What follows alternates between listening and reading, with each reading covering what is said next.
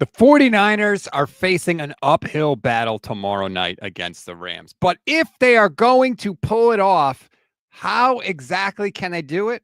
We'll tell you that and more on today's Gold Standard Podcast.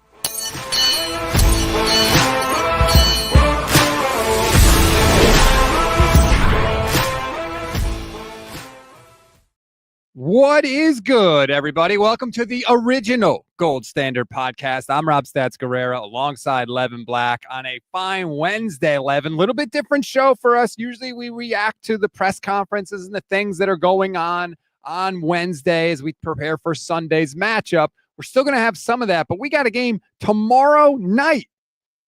I've never not wanted a Thursday game more. Is this the way the injuries fell? I do not want to play tomorrow.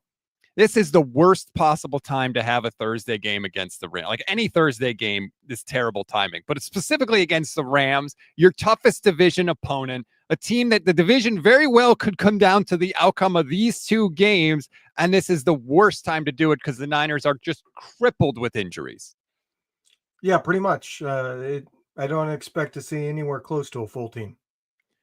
It's very, very frightening. Quarterback, wide receiver 1, wide receiver 2, wide receiver 3, tight end 1, left guard 1, right guard 1, which, can you explain to me? Dominic Puni is not on the injury report. He is not healthy. He hasn't been healthy since the preseason game against the Raiders. He's not even on the injury report, Levin. He's a shell of himself.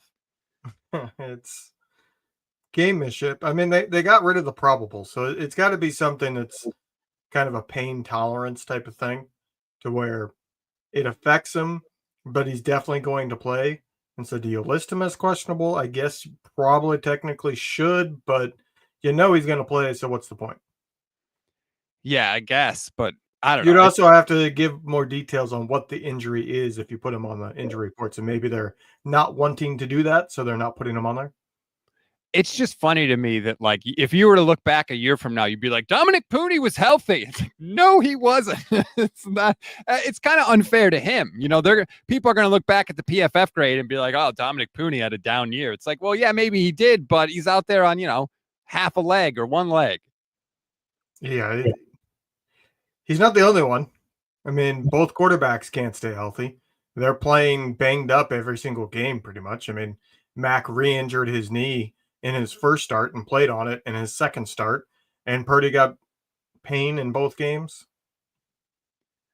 Oh, the quarterback situation. We're going to talk about that too. We have a lot of different things we're going to do today, including the debut of a new feature on the program, making its debut on October 1st. New month, new feature. That's how we're rolling it out.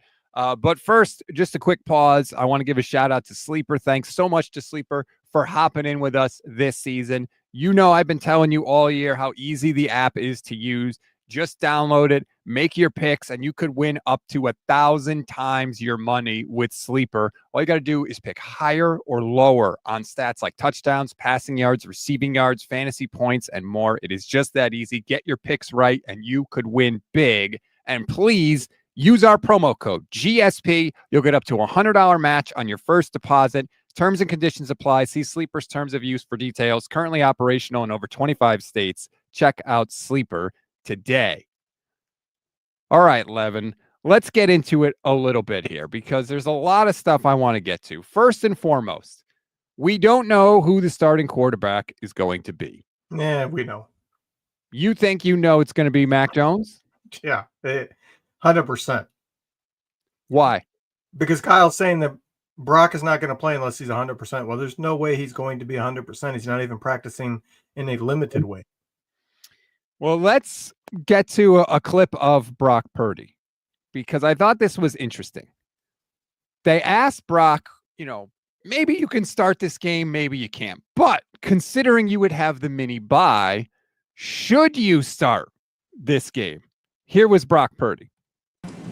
You have a few extra days after the Thursday game. It's almost like a little mini bye. Like maybe you should not play this game and then have all that extra time. But you don't look at it that way, do you? If you're cleared, you're going. Yeah, 100%. If I can play this game, I'm going to play. And obviously, I want to get right and get healthy and everything. But we need to win this game against the Rams. So that's how I'm looking at it. Is it fair to say that if the game were tonight, you wouldn't feel ready to go? Tonight, No, but I have 2 days. So What do you think? Even if Brock could start this week, Levin, should he? No. And full disclosure, the new segment has this as a good bit of it. So I'll say some of what I'm going to say for that. But this is not the type of thing to mess around with. You don't want it to get worse, and it's the type that doesn't heal if you keep playing on it. Well, all right. I mean, I don't want to get into it too much, but Kyle Shanahan was asked about that yesterday. And here's what before I give my take or anything, here's what Kyle said.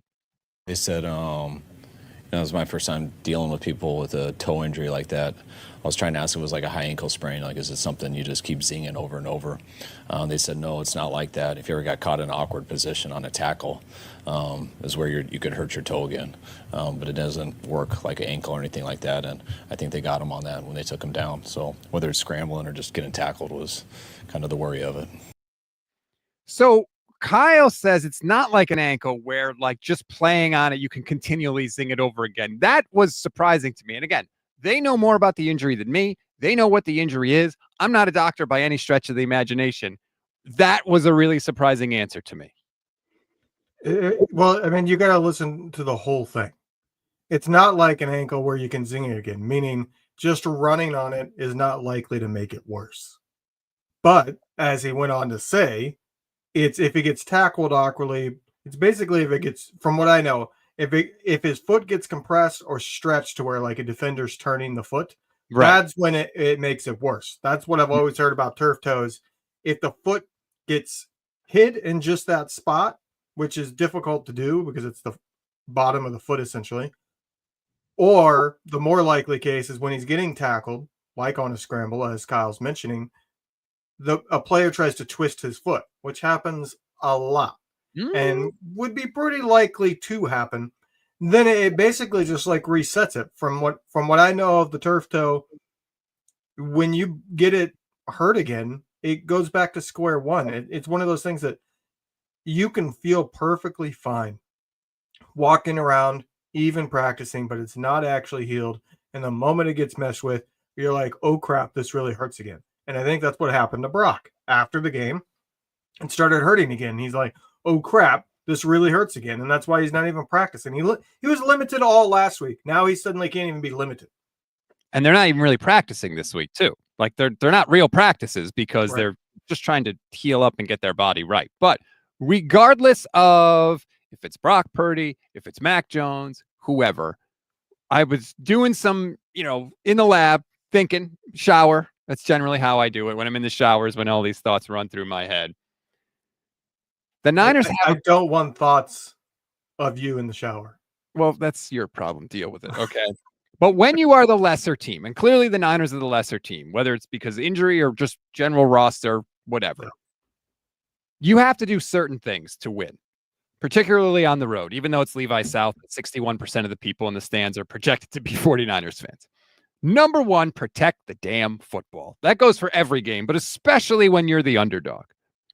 Number two, steal possessions any way you can, whether it's fourth down conversions or whether it's catching the damn ball when the other quarterback throws it to you, which they had multiple opportunities to do last week and could not do. And we know, Levin, Matthew Stafford's going to give you a couple. He just is. He does it every time. The last time the 49ers and Rams played, remember that the rainstorm at Levi's, the Niners dropped like 3 interceptions that were in their hands.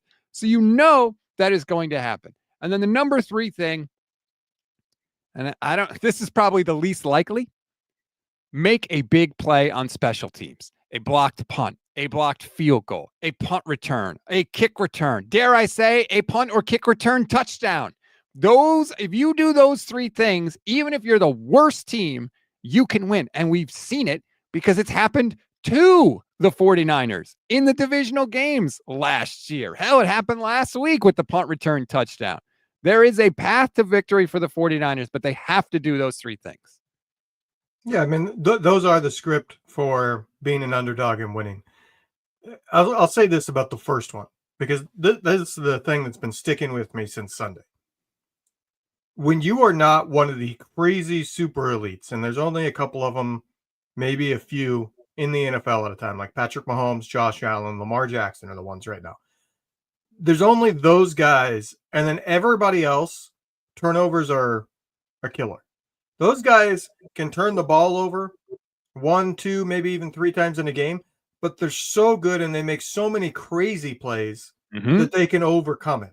Doesn't mean they necessarily will. You still don't want to turn the ball over, but they make so many plays that almost nobody else can, that it makes up for those turnovers. Yes. Brock Purdy's not one of them.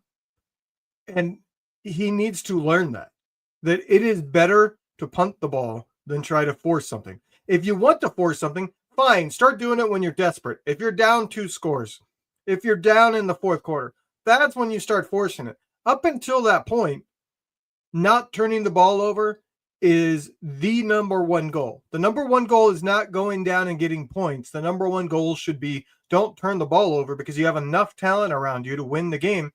And the reason why this is sticking with me so much this week is because Jalen freaking Hurts is carried more than any other quarterback maybe in NFL history. To me, he's carried more than any quarterback since Troy Aikman was carried by the early Cowboys. He literally is winning. He's undefeated despite averaging 150 passing yards per game. He won this past week despite not completing a single pass in the second half. He was 0 for 8. Not a single pass completed in the second half, yet they still won. Why? Because he didn't turn the ball over. He didn't kill them, and he let the defense go win them the game. He let the run game go win them the game.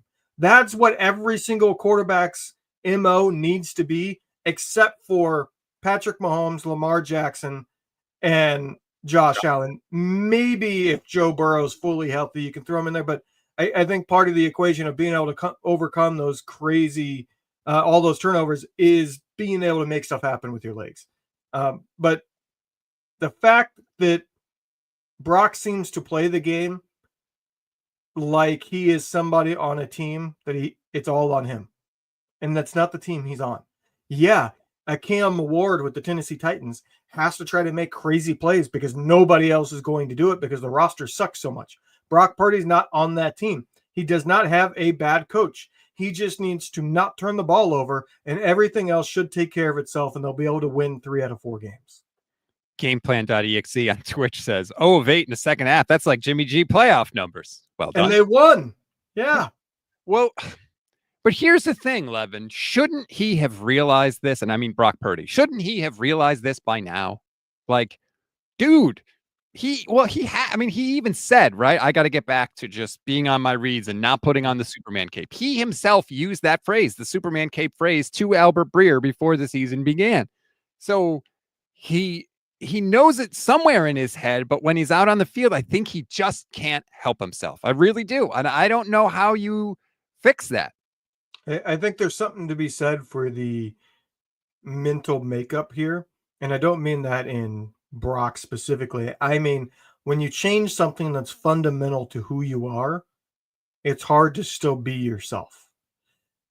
Brock Purdy's moxie is his signature mental trait. If you take away his I'm going to do it type of moxie, is he a good enough quarterback anymore? Does it kind of destroy everything else? Does the house crumble because of that? And this works on all positions. You look at Ashton Genty. He was horrible for 3 weeks. And then he went back to his unconventional stance of standing straight up, not being hunched over, ready, primed to start running at the snap. He went back to his normal stance, and suddenly he breaks out. Like, you can't tell me the stance helps from a physical standpoint. There's no way that right. It's like a sprinter standing straight up at the gun when they start the race. No, it doesn't help. But the mental part of it, he needed that for his timing and everything. Is Brock Purdy like that when it comes to never giving up and always trying to do something big on a play? If you take that away from him, does he just become a Jimmy Garoppolo? I don't know. I don't think so. I think he needs to just change what it means to have that like, sometimes the moxie is just keeping the chains going. It's when to use that. It's a tool in his bag, right? But it's not always required, especially like on 1st and 10. you don't need to throw it over the middle where there's 4 guys, where there's a small window. Yeah, sometimes he can, and he has made his living making a lot of those throws, to be fair to him. But also, like, you got to know when. There's a time and a place to make those throws. And I think that mechanism is a little bit out of whack, which is why this week, Levin, especially with the way the ground game has struggled, whoever the quarterback is, Brock or Mac, if I'm Kyle Shanahan, I'm using the short passing game as an extension of the run game. You are not going to be able to fix all the problems in the run game in 3 days. I'm sorry, because they're getting beat physically. They're getting beat scheme-wise. There's not enough time to address all that. I don't even know that you try to run it that many times. I think you go to screens. I think you go to RPOs. You go to short passes, and that is your running game, to where if you do have to run it, get it in a spot where you only need a couple yards. You know, if it's 3rd and 2 or 2nd and 2, yeah, maybe you could run it so a 3-yard run becomes super successful, as opposed to trying to run that on 1st down, and then you're in 2nd and long and 3rd and long. You know, one wrinkle we have not seen that I would like to see, the 49ers ran a lot of wide receiver screens with Deebo Samuel. Yep. You can still do that. Jennings and Pearsall, I don't think that that's their MO. They're not going to succeed in that. It's just not them. But why can't you motion Christian McCaffrey out and then run the wide receiver screen with him being the wide receiver? You know what I mean? I'd like to see that as, all right, we're bringing back a play that was a staple for us. We're just starting it differently. At the snap, we will be lined up in the same way that we were before when it was Deebo Samuel. But in order to get there, we're going to have Christian McCaffrey start in the backfield, and we're going to motion him into the Deebo spot. So that for everybody else, it's, all right, when the ball is hiked, it's the same responsibilities of a staple of our offense that we had for years, and we can bring it back to kind of keep that defense spread out, make them defend the sidelines, which I think is one of the reasons why Kyle is still stubbornly trying to run to the outside. He's trying to make the defense play the full field. Even though he knows it's going to be a loss, he's trying to make them play honest and defend the outside. You can do that with the wide receiver screens. I'd love to see that wrinkle brought in where they motion McCaffrey. And they have been using screens successfully this year. They used one with McCaffrey at the end of the game the other day. They used the Tonja screen in this one to get a touchdown. They actually, on their first possession, tried a McCaffrey screen, not as a wide receiver, as a running back. Kendrick Bourne just completely missed his block, and the play got blown up. But Kyle has been using that screen game. So that Juice had one too. Could be another little additional wrinkle that they throw in there. I think you have to get creative like that, especially if it's Mac going. You know, he did a lot of RPO stuff. Use that too, you know. Put him in a situation where, hey, you might only get, 1 or 2 really good looks to run the ball on a certain possession. But if he's running an RPO, he might be able to take advantage of that. It's something he's comfortable with. I think it's something you have to consider. I think it could take some of the pressure off some of the wide receivers that are going to be in there, because it's going to be, Demarcus Robinson, we got to hope for his Richie James moment, right? Remember when Richie James went for like 183 and a touchdown that one game when everybody was out for COVID in 2020? That's what you got to do with Demarcus Robinson. I think he's going to be wide receiver 1 this week. Very possible at this point. I would like to see what more. Maybe last week was just rust. He did make the one play, but that was his only target, if I'm not mistaken. I want to see more out of him, and they're going to have it. This is the team that can't run the ball, and they can't have any of their wide receivers healthy either. So it's a really, really bad recipe, and that's why I don't have a lot of high hopes for Thursday.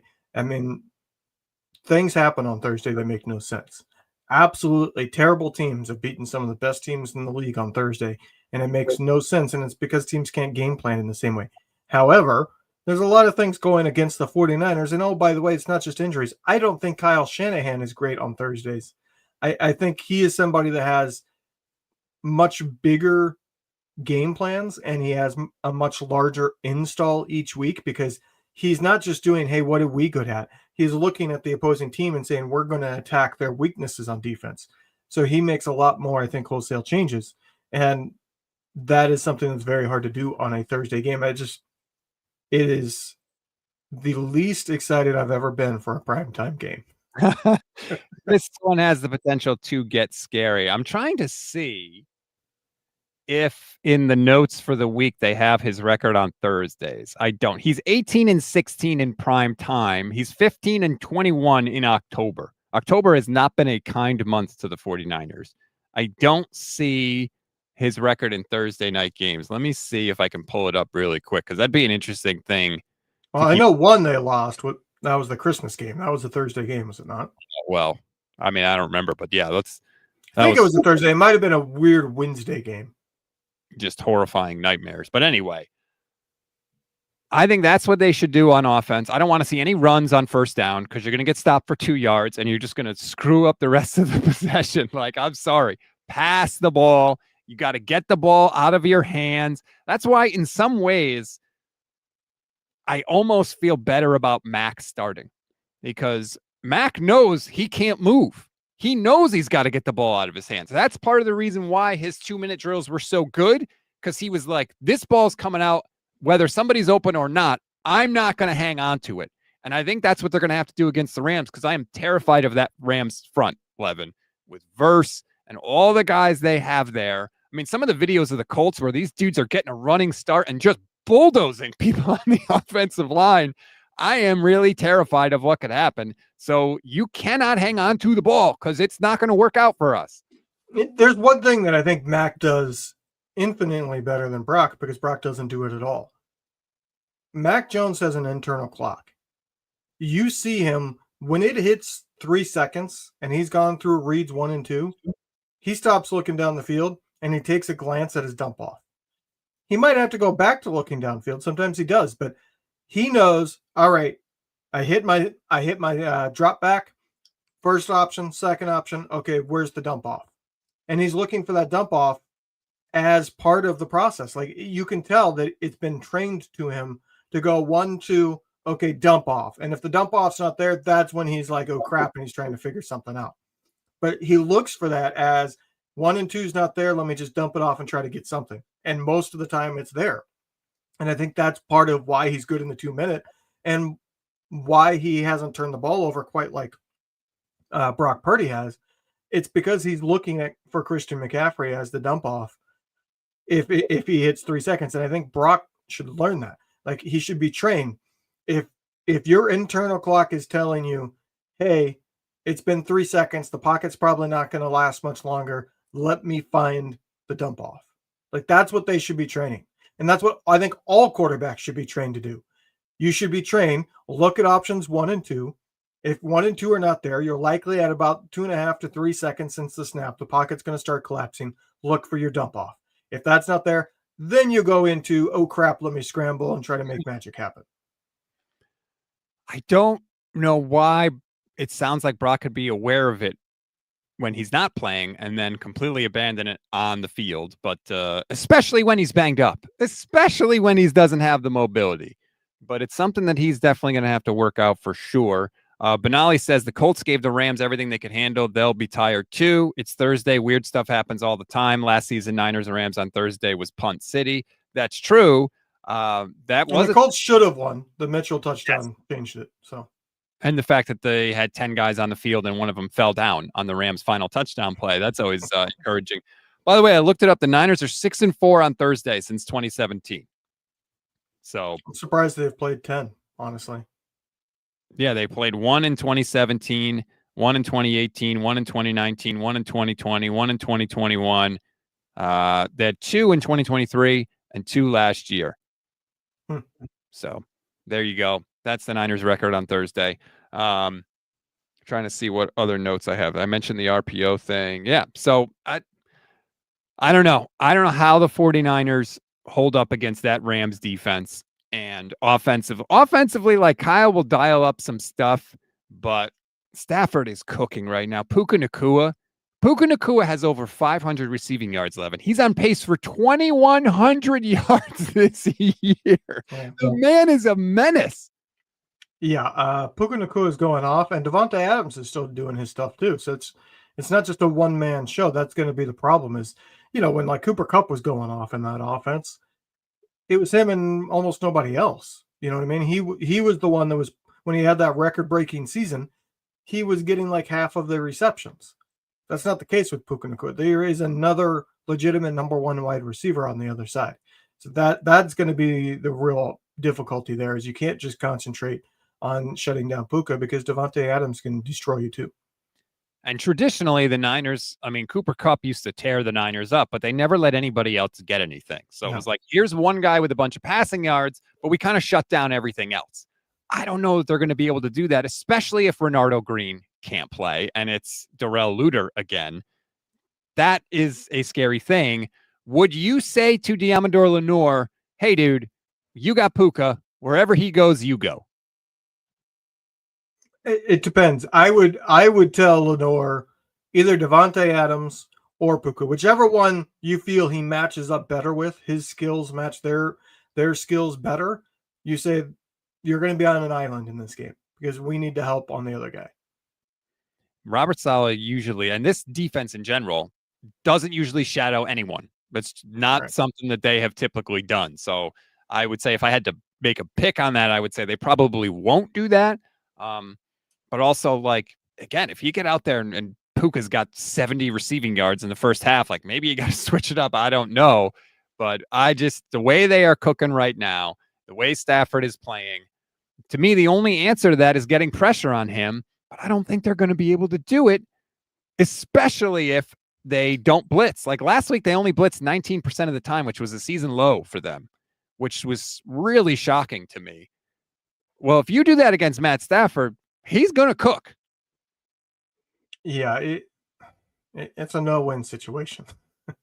You're going to have to blitz to get pressure, but at the same time, Stafford's pretty good about picking up the blitz. So, and you also kind of need as many guys back in coverage as you can with those guys, because like Puka especially, he knows how to find the zone and sit in the correct spot to get the reception. He's kind of like Kelsey in that way. That was his greatest skill, was he would go find the weak spot in the zone and sit in it, and Mahomes would find him. Puka does the same thing.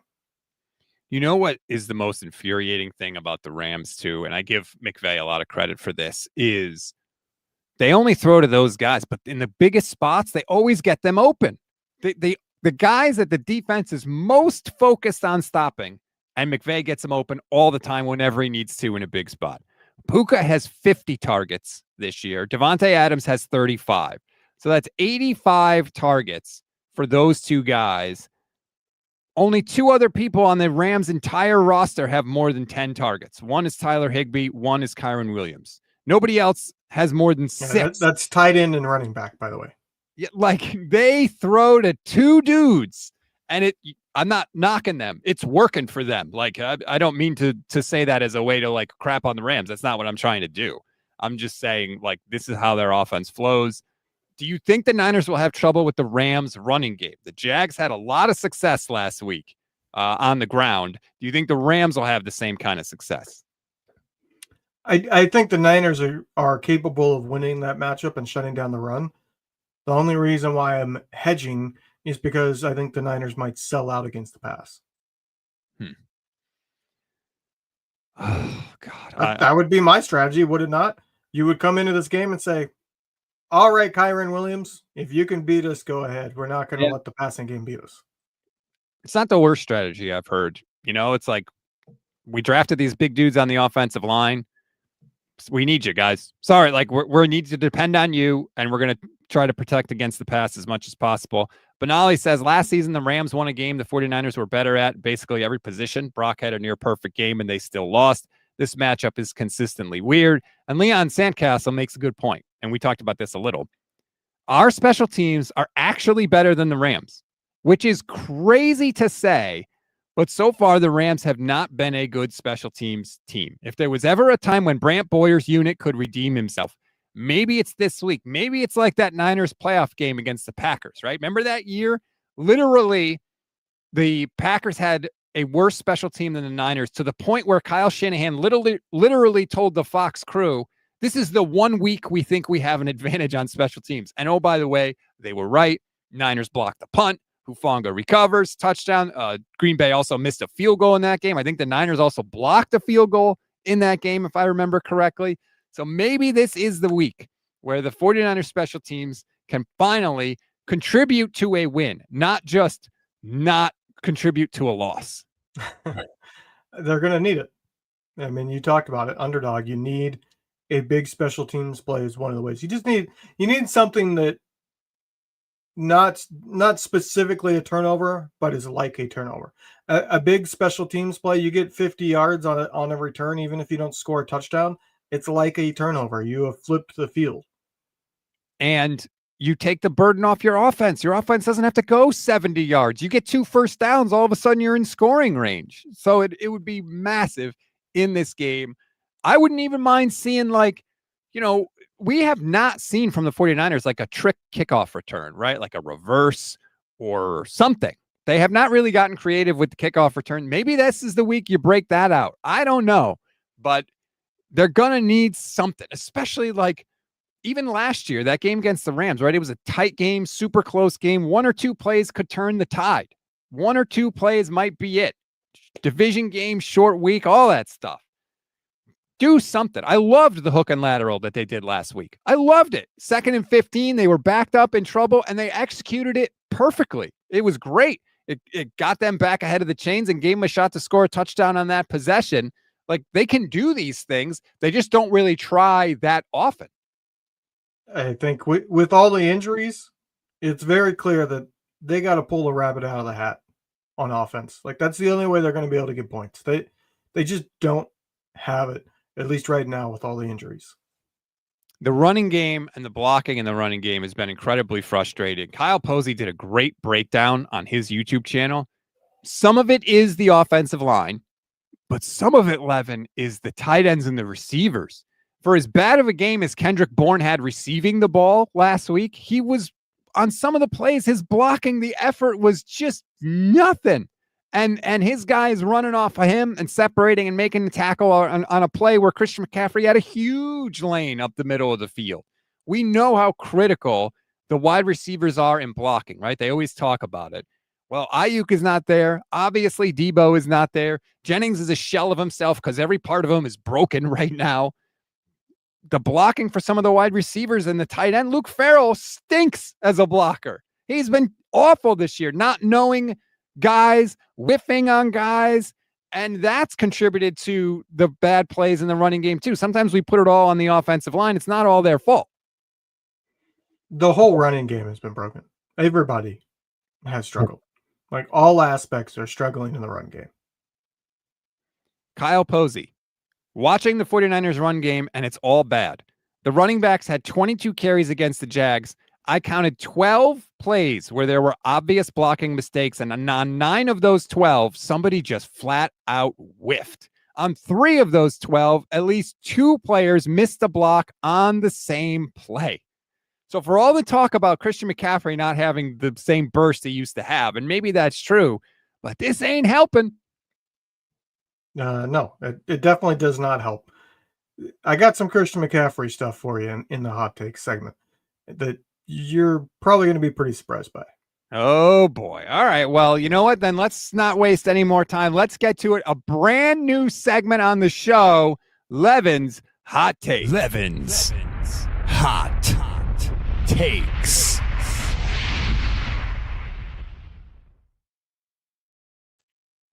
Yeah, I like it. You made that little segment there. I had not seen that yet. I had wondered if you did anything. Of course. Let's just go there because we're talking about Christian McCaffrey in the run game. The hot take is a majority of the problem is Christian McCaffrey. That is a hot take. I got some stuff, but I'm guessing you do not believe that at this point. I don't, but I'm willing to be convinced. All right. Well, I'll throw out the first thing, which is just an obvious low-hanging fruit. Christian McCaffrey averaging 3.3 yards per carry. Brian Robinson averaging 4.4. That's low-hanging fruit. Doesn't do a whole lot to convince you, but Brian Robinson coming in, he's taking the harder carries, supposedly, right? Yet he's averaging a full yard more than Christian McCaffrey. You want the better statistics? Yes, let's go. Yeah, that one didn't wow you. All right. Christian McCaffrey is the 6th fastest, according to Next Gen Stats, to the line of scrimmage, meaning getting the ball and getting to the line of scrimmage. He's 6th fastest out of 43 qualifying running backs. You would think that's good. However, he is dead last in those 40 out of those 43 running backs in rushing yards over expected. He is negative 66 yards in rushing yards over expected. That is almost 1 yard per carry. If he improved his rushing average and got to even average, meaning zero, he's getting exactly what the blocking is giving him because he's not getting anything over expected and nothing under expected, he would be averaging over 4 yards a carry, and we wouldn't be talking about the run game nearly as much, if at all, because they would be succeeding. That puts a lot of it on Christian McCaffrey, but you can go even further. The last year he was healthy in 2023, he led the league in rushing yards over expected. He was a positive 1 yard per rushing. This year, he's negative 1 yard per rush attempt. So there's a 2 yard difference there. That's the difference. If Christian McCaffrey was getting 2 yards more per carry, they would be running the ball just fine, and we'd be talking about, hey, the run game's still working. I have seen that stat. I don't want to totally discount it because they're not making it up out of the blue, right? Like I don't want to do that. But also, when I watch Christian McCaffrey and I watch the way he runs, to me, it still looks like he is gaining as many yards as there are to be gained. He is, squeezing all the juice there is to be squeezed. Squeezed? Go with squeezed. Out of the orange. When I watch him, to me, it seems like he still finds a way to get as many yards as possible. But I know that sometimes the eye test can be biased, so I'm willing to admit I could be wrong. I saw this tweet from Jason Aponte who said Christian McCaffrey had 49 rushing yards on Sunday. 48 were after contact. So is that a CMC problem or is that a blocking problem? It can be both. True. This is the part I'll say for the caveat. It's still early enough in the season where a single run can skew this. Let's say there was a play that if he had hit the correct hole, he would have gained 30 yards. But instead, he missed the correct hole and gained nothing. That 30 yards below expected is massive here. That's half his amount. Right. So is there one play that they deemed massive? That's why I wish they would eliminate the outliers in this. Like I wish when they did rushing yards over expected, and other sites have similar statistics if you look for them. I wish they would say we eliminated the play that he lost the most, and we eliminated the play that he gained the most. Mm-hmm. To eliminate this early in the season. By the time you get to the end of the season, there's enough there to where one play doesn't change it that drastically. But right now, it could be one play is causing it to be completely skewed. But I do think that there are a lot of plays that he could have gotten an extra yard out of. I think he's not being indecisive enough. He's being too decisive. I think he's just going straight for the line. And that's why I included that he's the 6th fastest to the line of scrimmage. He's faster this season than he was in 2023. Like, okay, that shows me he has the same quickness.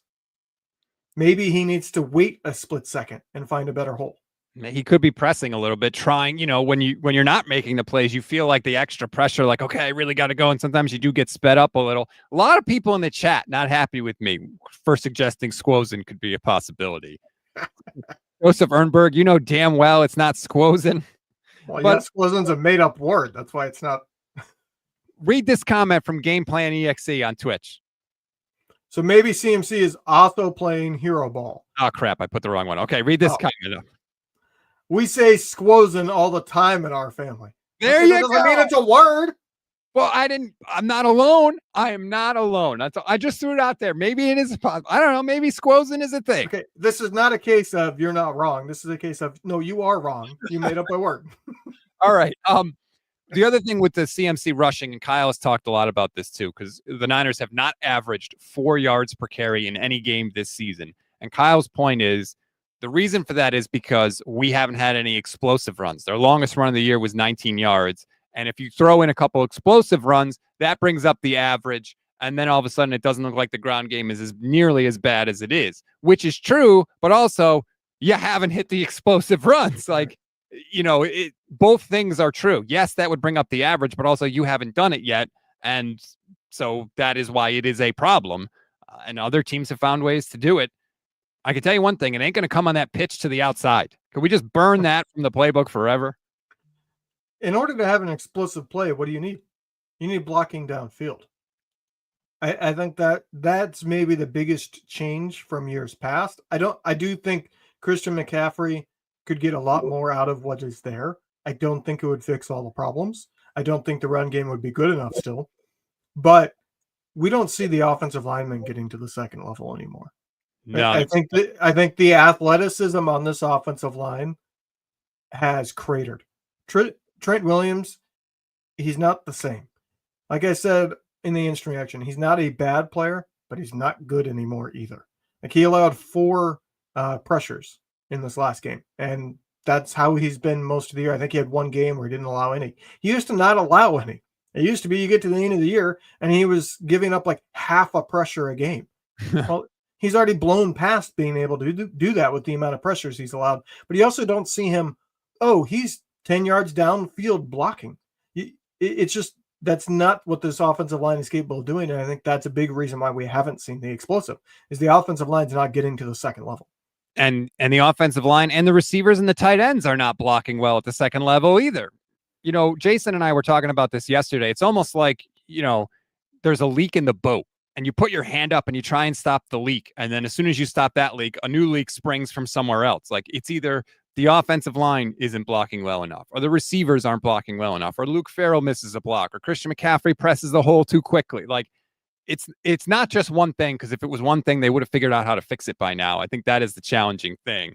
Do you have any more hot takes? I have a second hot take, the one that I had to limit what I was saying about Brock Purdy to not ruin it. If I was coaching the 49ers, Brock Purdy would not see the field for at minimum 2 weeks, and I would strongly consider sitting him for 4 weeks and potentially even putting him on IR to not even have the risk. Because, as I said, this is the type of injury where somebody can feel perfectly fine and 100%, and they get that one step where somebody hits it just right or twists it, and it's back to square one. And even it's not like a hamstring where, all right, I feel fine now. I can test it a little bit and I'll know. It's hard to test this. And it's the type of thing, like I said, it resets back to square one and you can feel 100%. I think Brock felt 100% going into this game.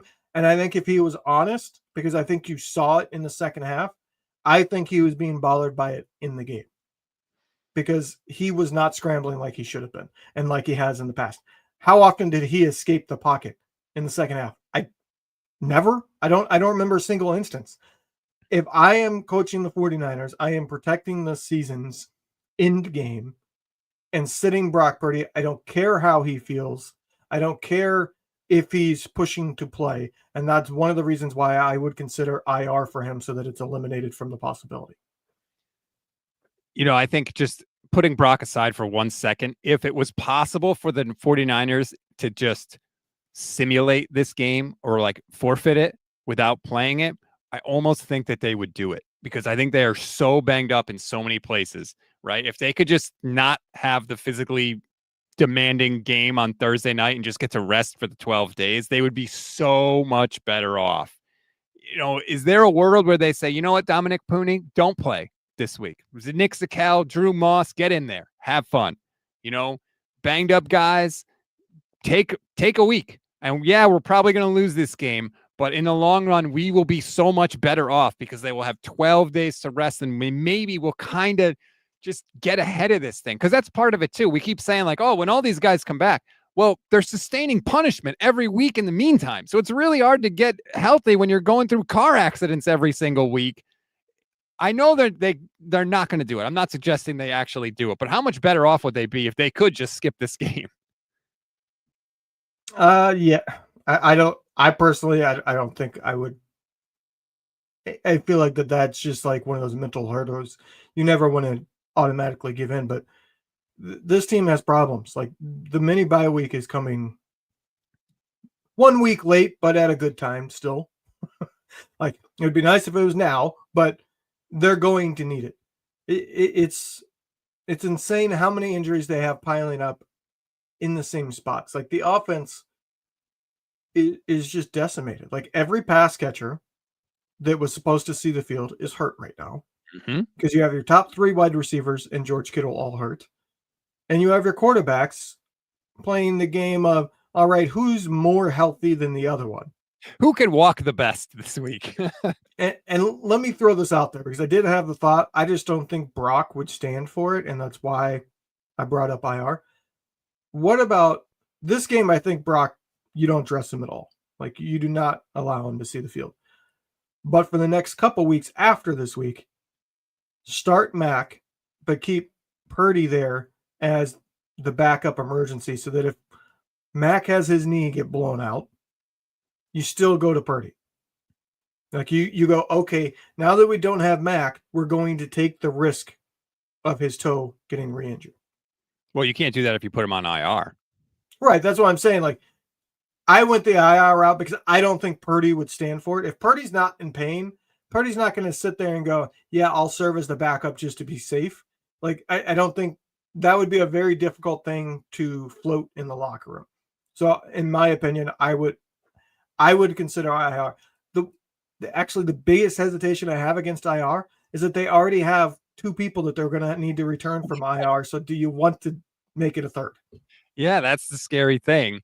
I like AW, who says they should have rested their starters against the Jags and had a long week to rest to play. Well, some of them did rest, even though they were on the field. And Benali, aren't they pulling their starters for this week? The offense looks like it should start preseason game week 2. You're not wrong about that, Benali. But I heard Dieter and Hutch talking about how if the Niners could just skip this week, they'd be better off. I kind of agree with them. It's really hard to get healthy as you're playing in a football season. I just, when I look at the injury reports and I see the Niners had more guys that did not participate yesterday than the Rams have on their entire injury report. That is just so disheartening. I keep saying hire whoever the Rams have as their medical staff. Just poach them, steal them, pay them more money come work their magic voodoo for you. And the frustrating part about it too, Jason mentioned this on yesterday's show. I thought it was hilarious. Like, we have to make a blood sacrifice to the football gods just to even get somebody back, right? Oh, you want George Kittle back? Well, guess what? Now we're going to take away Ricky Pearsall. Like, we can never get guys back. Somebody else always has to go out. It's like those dodgeball rules when you were in gym class. That's the front. When does the cavalry arrive? They don't. That's why Super Bowl aspirations for this season are basically foolish. Can they make the playoffs? Sure.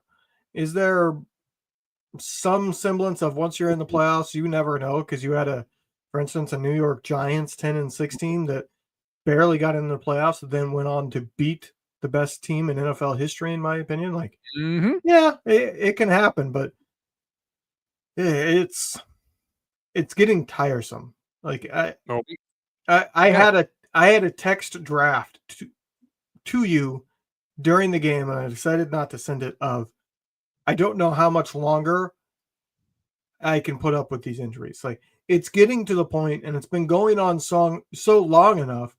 It's actually making me start to question: is it worth it to put the time into this team? Well, I mean, generally no, because teams don't win the championship more often than they do. So just in general, you're dealing with disappointment more often than not if you wanted to really zoom out. But that's not how we operate here. I can deal with losses. The problem is the Niners aren't necessarily losing because they're not good enough. They're losing because of the stupidest mistakes you can possibly make, and because they're constantly injured. Like, I just want to be able to enjoy some part of the season. And I feel like going back to last year, like we talked about in the offseason, that was a season where there was pretty much not a single moment during that season where you were just like, hey, this felt great the whole way through. Like, I'm on cloud 9 right now. It was like every single game was even when they won, it was like, yeah, but because something happened. And it's been that way this year. Every year they've won, but it's a yeah, but so-and-so is hurt. Like, we got to find out about that first. But are we freaking out a little too much? I mean, hell, 2 weeks ago, we were like, this team's 3-0, baby. Yeah, everything's awesome. They lost 1 game to the Jags. Are we being too, sky is falling right now? No, because even when we were 3-0, what did we say in that post-game show? Yeah, we got to find out about Nick Bosa. Yeah, I know, but Like you even threw in the caveat of we're 3-0 and it feels great pending Nick Bosa. You put it some similar wording as that yes, we're 3-0, but if Nick Bosa's out for a long time, we don't feel as great as we do right now.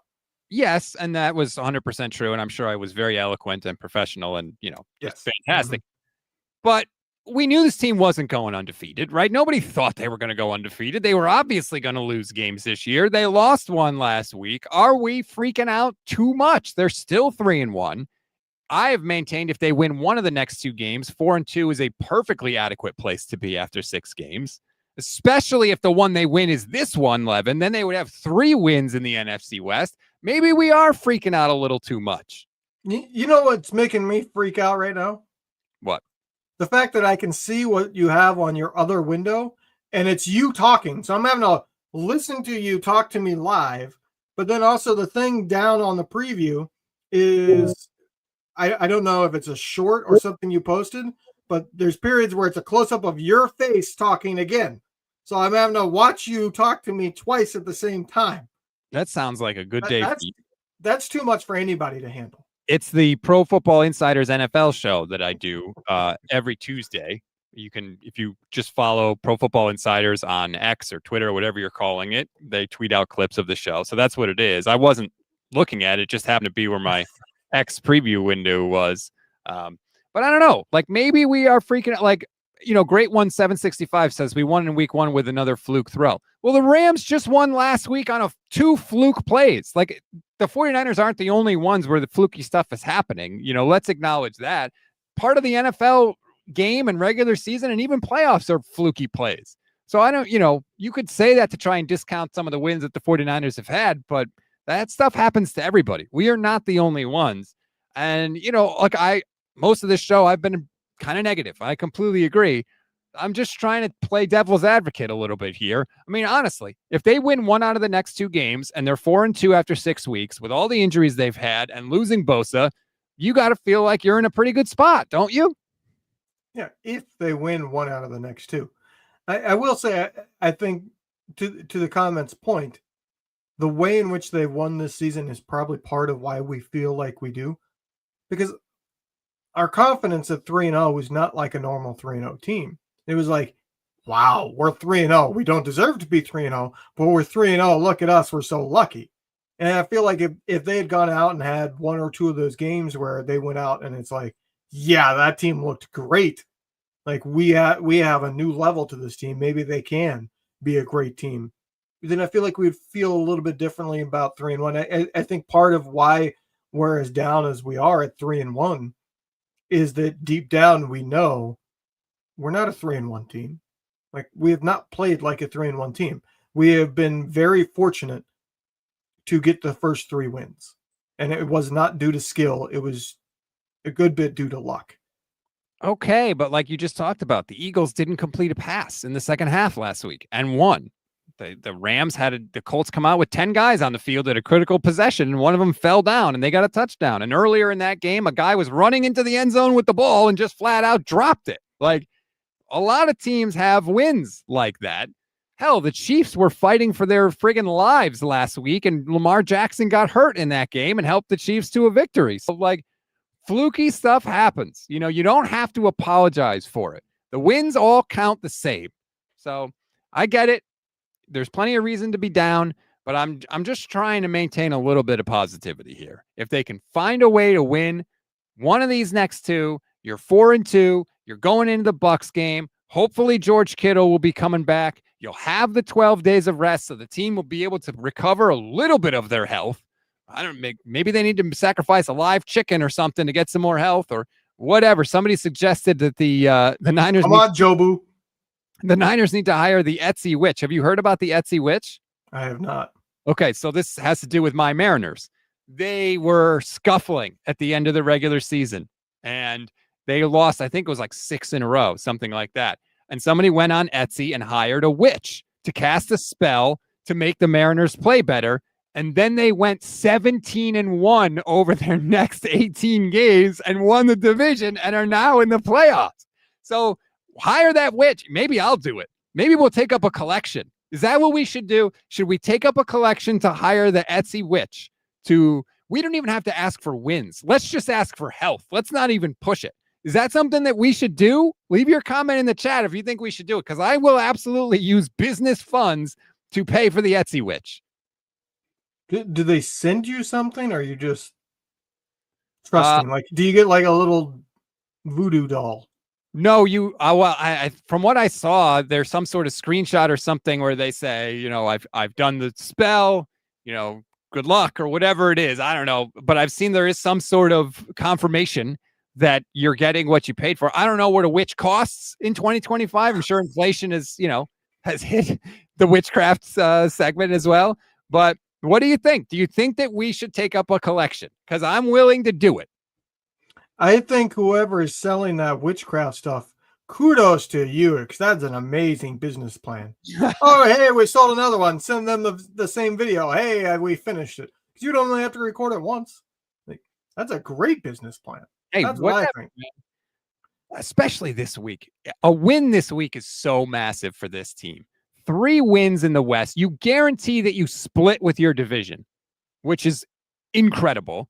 And they're playing all these games on the road, too. That's the other part of it, is so much of what the 49ers have done this year has been away from Levi's Stadium. You had the one game, Arizona and Jacksonville. You're on the road against the Rams. You're on the road against Tampa. You're on the road against Houston. You're on the road against New York. 4 out of their next 5 games are on the road. You would just have so much banked already with so much bad that has gone on. Somehow, some way, if they can get a win, it would mean more than just a regular season win in week 5. You want to go to the supernatural. If they win this week and next week, they need to do an exorcism at Levi Stadium before they come back. Right. You've got time. Fumigate, air it out, whatever you need to do. Gabriel wants to know, is witchcraft a W-2 gig? That's funny. Where is the here we go. Gameplan.exe says, listen, I wore the exact same outfit for our first 3 games and refused to change it. It didn't work week 4, but I was happy to do my part. Game plan, I did the exact same thing. I wore my Christian McCaffrey homage t-shirt, and they had won every week, and it didn't work last week, so now I'm going to switch it up. So I got my homage hoodie on today if you want to see it. If you want a link, there's a link right in the description. If you want to check out homage, they have awesome 49ers stuff. If you use our link, we get a commission, so please and thank you there. But do whatever you got to do this week. Witchcraft, changing your outfit, shaving, not shaving, sex before the game, no sex before the game. Whatever you need to do this week, we need you, faithful. Please do your part. Just keep in mind that if the Niners win, whatever you did has to be repeatable. That's right. So you got to do it again the next week. So don't overdo it. Well, hey, we all have to make sacrifices for this team, okay? I'm just saying, like, don't be like, I ran a marathon before the game, because you're going to have to do it again the next week. I'm willing to do whatever it takes, okay? Sometimes I sit in the same spot and don't move. Literally, like, if I have my hand, if I was like scratching an itch and something good happens, I leave it there. You do whatever has to be done. I'll make the other people in the room stay in the same spot, my kids, my wife, whatever it is. If you're on a streak and you think you're winning because of whatever you're doing or not doing, then you are, like the movie Bull Durham says. You know, we may have lost because my daughter betrayed me. You blaming the loss on your daughter? She has a Go Fish game of animals. Her favorite one is the Jaguar. And it looks just like the Jaguars. When the game came on, she goes, are they playing Jaguars? And I said, yeah. She goes, oh, can I root for them? And I was like, no. She was like, I'm going to root for them. And she spent the whole first quarter going around going, go Jaguars, Jaguars, Jaguars, go Jaguar. I'm like, I'm not cut out for this. I'm not blaming your daughter, Levin, but I'll say this. It didn't help. It didn't help. She wasn't doing her part last week. You know my philosophy on this crap. It's exactly that. It's crap. Where you sit does not affect a thing. How dare you? And are you doubting the Etsy witch? Don't put that juju on us, Levin. Don't you do it. The last time the Niners won the Super Bowl, you were what, in third grade? So you better go and be like Adam Sandler and go back to elementary school. Fourth grade, first of all. Billy Madison it. Come on. O'Doyle rules. I don't even know if that school still exists anymore. So I don't even know if that's an on-the-table option for us. But regardless, we will see what happens on Thursday. Do you have any more hot takes before we wrap it up? 2 this week. There'll be more next week, I'm sure. Leon Sandcastle says it's Etsy witch time, Rob. And gameplan.exe says Levin can't prove anything. Maybe Etsy Warlock to change it up. Whatever. I got to investigate this. I'm going to look into this. And AW says hire the witches. We're on to something here. I think we need to do it. I will investigate and get back to everybody. Make sure you like this video, subscribe to the channel. Make sure you join us after the game. We'll be live for the instant reaction show. Levin, I assume you're coming back? I will be there for better or worse. There you go. Benali says, according to Rob's superstitions, Brock can never bring his daughter to a home game again. That's right. Get her out. Look, again, I don't know how it works. I just know that it does. Okay. You have a responsibility. Rob, I bet you had shoes on during the game. You better have no shoes on in your house during this next game. I will make that sacrifice. Okay. I will do it for the good of the team. I will sacrifice my own personal comfort, as I have many a week. If that's what it takes, I will do it. But join us live after the game. We'll have the instant reaction show. We'll break it all down, good, bad, or ugly. We'll react to the good plays, the bad plays, the post-game comments, the injuries, because God knows there's going to be some of those too. I think it is the best show that we do. I've said this many times. I don't think anybody on the planet does a better instant reaction show than we do. So if you like this video at all and you want to give us another shot, do it tomorrow night. I promise you, we won't let you down. 11, I like the hot takes. I hope you like the open. It was meant purely as a compliment. I hope you enjoyed it. Trying to have a little fun. God knows if we can't have fun, you got to laugh to keep from crying. I was hoping you made an intro.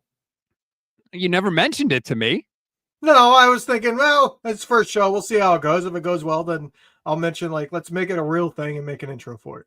Well, you know what it was? We got such a good reaction to the kicker update thing that I was like, we got to do more of this. So, I put down a little coin of the realm and made a little intro, and there we go. But anyway, thank you, everybody. Enjoy the rest of your Wednesday. We'll talk to you after the game.